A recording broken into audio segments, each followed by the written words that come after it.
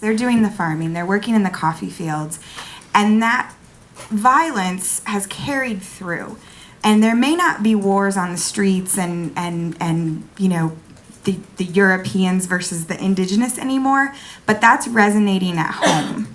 And girls are the most vulnerable to that. So that is truly, I think, why we're there. And part of the education that we do, besides literacy, is education on rights. Some of these girls don't actually know that it's not okay that they're experiencing violence. Nobody's ever told them that that's not something that they have to be okay with.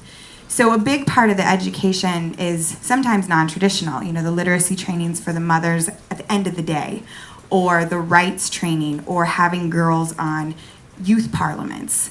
And that's a big thing that we're trying to do. That's where that empowerment comes through really to your core of like, I'm a person and I don't actually have to be treated this way, and I do deserve an education, and I do deserve, you know, the healthcare education and all of that. So that would be my answer on sort of the biggest issue in Guatemala that we're trying to address. Angelica, do you want to add anything from your experience when you were there? I think you pretty much summed it all up. And it's not, I just want to clarify that it's not through Angelissima and or Omnilife that we're partnering up, Girl Up. It's not through Angelissima and Omnilife that we're helping the UN project.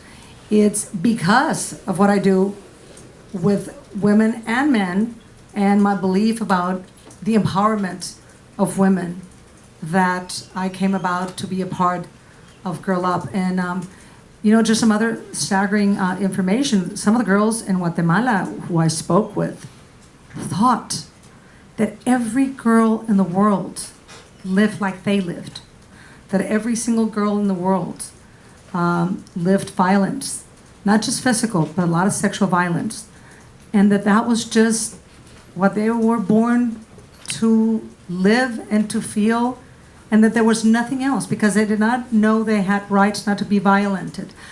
It was just unbelievable, the information, the statistics that we got. For example, in 2012, a little over 2,500 girls under 14 gave birth.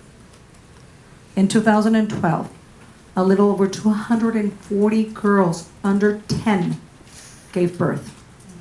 And those are just numbers that public hospitals had. A lot of girls, a lot of adolescents, and a lot of women get killed by being violented against them physically. It's amazing. But then, on the positive note, on what Girl Up has come to do in Guatemala, you should have heard the young girls that participate in Parliament. You should have heard this little 13, maybe year-old girl, and the strength and how she believes in herself and her rights, and be so outspoken for other girls, for women, for everybody in her community. It was just breathtaking. It was unbelievable.